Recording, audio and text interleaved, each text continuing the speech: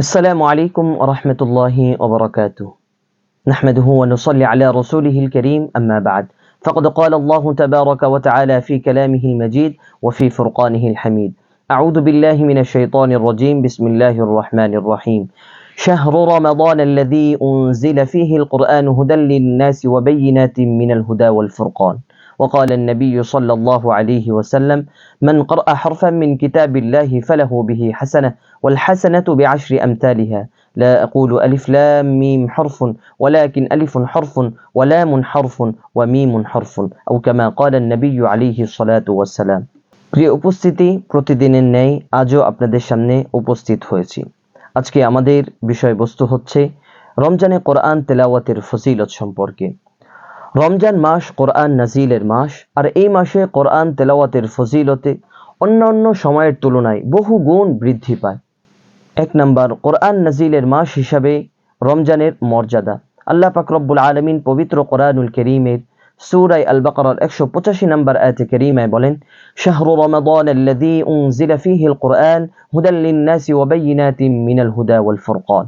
আল্লাহ পাক রব্বুল আলামিন বলেন, রমজান মাস যেই মাসে কোরআন অবতীর্ণ হয়েছে, যা মানুষের জন্য হেদায়েত এবং সঠিক পথের স্পষ্ট নিদর্শন ও সত্য মিথ্যার পার্থক্যকারী। সূরা আল বাকারা 185 নম্বর আয়াত। এই আয়াত থেকে বোঝা যায় রমজান মাস কোরআন কারীমের সাথে গভীর সম্পর্কিত, তাই এই মাসে কোরআন তেলাওয়াতের প্রতি বেশি বেশি মনোযোগী হওয়া উচিত। দ্বিতীয়, কোরআন তেলাওয়াতের বিশাল প্রতিদান। রাসূল আকরাম সাল্লাল্লাহু আলাইহি ওয়াসাল্লাম হাদিস শরীফের মাঝে বলেন: মান ক্বারা হারফান মিন কিতাবিল্লাহি ফালাহু বিহি হাসানাহ ওয়াল হাসানাতু বিআশরি আমসালিহা। লা আকুলু আলিফ লাম মিম হারফুন, ওয়ালাকিন আলিফুন হারফুন ওয়া লামুন হারফুন ওয়া মিমুন হারফুন। রাসূল আকরাম সাল্লাল্লাহু আলাইহি ওয়াসাল্লাম হাদিস শরীফের মাঝে বলেন, যে ব্যক্তি আল্লাহ তাআলার কিতাব থেকে একটি অক্ষর, একটি হরফ তেলাওয়াত করবে, তার জন্য একটি নেকি রয়েছে, আর প্রতিটি নেকির জন্য 10 গুণ সওয়াব রয়েছে।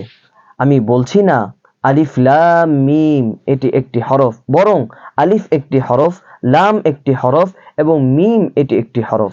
তিরমিজি 2910 নম্বর হাদিস।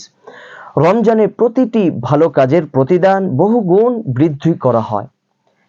এই রমজান মাসে প্রতিটি ভালো কাজের জন্য, প্রত্যেকটি ভালো কাজের জন্য প্রতিদান বহুগুণ বৃদ্ধি করা হয়। তাই এই মাসে কোরআন তেলাওয়াত করলে আরো বেশি সওয়াব লাভ হবে। তৃতীয়, কিয়ামুল লাইল ও তারাবির মাধ্যমে কোরআন তেলাওয়াত। রাসূল সাল্লাল্লাহু আলাইহি ওয়াসাল্লাম তিনি হাদিস শরীফের মাঝে বলেন: মান কামা রমাদান ঈমানান ওয়া ইহতিসাবা গুফিরা লাহু মা তাকদ্দামা মিন যামবি।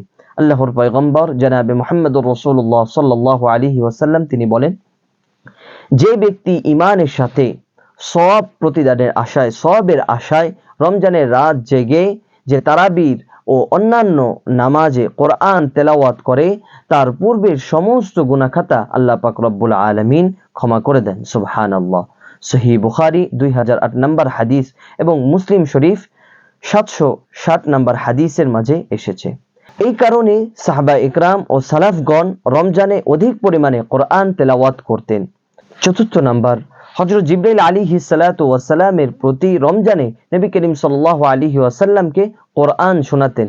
ইবনে আব্বাস রাদিয়াল্লাহু তাআলা আনহু বলেন, রাসূল সাল্লাল্লাহু আলাইহি ওয়াসাল্লাম ছিলেন সবচেয়ে দানশীল মানুষ, আর তিনি সবচেয়ে বেশি দানশীল হতেন রমজান মাসে।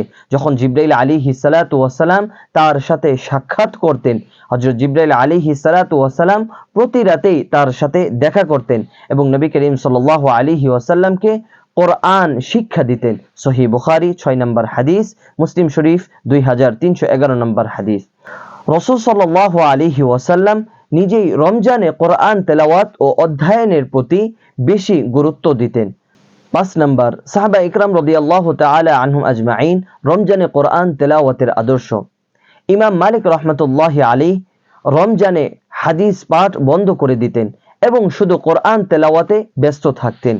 ইমাম শাফি রহমাতুল্লাহি আলাইহি রমজানে 60 বার কোরআনে খতম তিনি করতেন। অর্থাৎ এই রমজান মাসে ইমাম শাফি রহমাতুল্লাহি আলাইহি কোরআন তেলাওয়াত খতম করতেন 60 বার।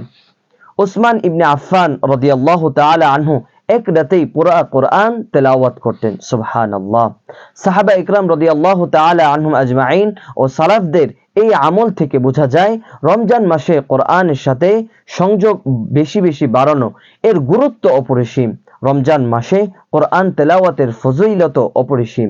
এই মাসে কোরআন নাজিলের মাস, এই মাস কোরআন নাজিলের মাস।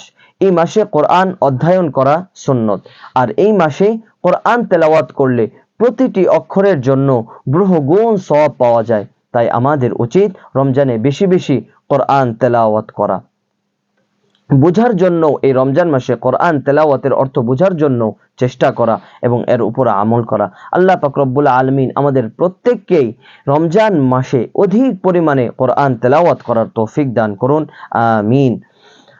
ওয়া আখিরু দাওয়ানা আনিল হামদুলিল্লাহি রাব্বিল আলামিন।